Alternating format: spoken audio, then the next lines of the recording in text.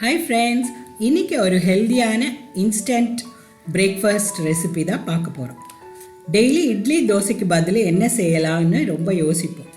So இப்போ டேஸ்டியான radish and rava வச்சு ஒரு ரொட்டி செய்யலாம். டிஃபன் பாக்ஸ்லேயும் பேக் பண்ணுறதுக்கு ரொம்ப ஈஸியாக இருக்கும். இது இப்போ எப்படி செய்யறதுங்கிறத பார்க்கலாம். இப்போ முள்ளங்கியை நல்லா துருவி வச்சுட்டு நம்ம செய்ய ஆரம்பிக்கலாம். ஒரு பவுலில் 1 கப் ரவை, 1/2 கப் கோதுமை மாவு, துருவி வச்சது 1/2 கப்போ இல்லை ஒரு 3/4 கப்போ, 1/2 கப் தயிர், கொஞ்சம் ஒரு வெங்காயம், பெரிய வெங்காயம் பொடியாக நறுக்கினது, கொஞ்சம் பச்சை மிளகா பொடியாக நறுக்கினது, இஞ்சி பொடியாக நறுக்கினது. இதுக்கு கூட கொஞ்சம் மஞ்சத்தூள், காரம் வேணும்னா கொஞ்சம் சில்லி ஃப்ளேக்ஸ், ஜீரகம், உப்பு, பொடியாக நறுக்கின கொத்தமல்லி கூட சேர்த்துக்கலாம். நீங்கள் வேணும்னா முள்ளங்கி கீரை இருந்தால் அது கூட இதுக்கு கூட கொஞ்சம் சேர்த்துக்கலாம். இதெல்லாம் சேர்த்து நல்லா முதல்ல மிக்ஸ் பண்ணி வச்சுக்கணும். அதுக்கப்புறம் கொஞ்சம் கொஞ்சமாக தண்ணி தெளித்து ஒரு நல்லா சப்பாத்தி மாவு பதம் மாதிரி இல்லாமல் கொஞ்சம் தளர பிசைஞ்சு வச்சுக்கணும். அப்போ தான் இது சாஃப்டாக இருக்கும். நம்ம கையில் தட்டி போட போகிறோம், அதனால ரொம்ப ஸ்டிஃபாக இருக்கணும்னு அவசியம் இல்லை. கையில் ஒட்டிச்சுன்னா கொஞ்சம் எண்ணெயும் போட்டுக்கலாம். போட்டு நல்லா மிக்ஸ் பண்ணி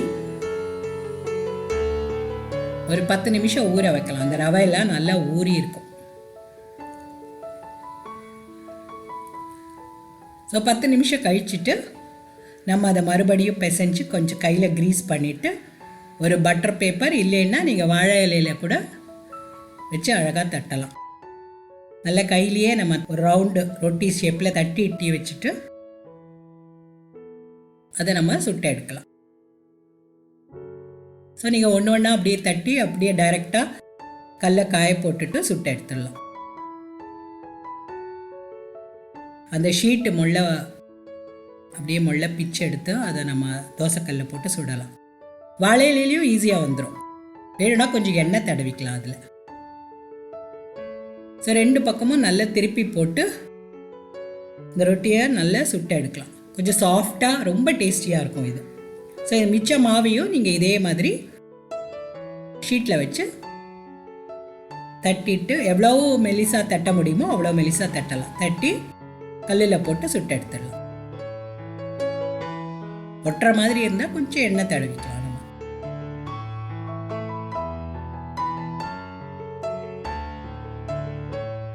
ஸோ வேணும்னா எண்ணெய் இல்லை நெய் கூட நீங்கள் அதில் போட்டு சுட்டு வச்சுக்கலாம். இது டிஃபன் பாக்ஸ்லேயும் பேக் பண்ணுறதுக்கும் ரொம்ப ஈஸியாக இருக்கும். ஸோ நிச்சயமாக நீங்கள் இந்த ரெசிபி செஞ்சு பார்த்துட்டு உங்கள் கமெண்ட்ஸ் எனக்கு எழுதுங்க. அண்ட் கமலூஸ் கிச்சனுக்கு சப்ஸ்கிரைப் பண்ணுங்கள். Thank you, enjoy.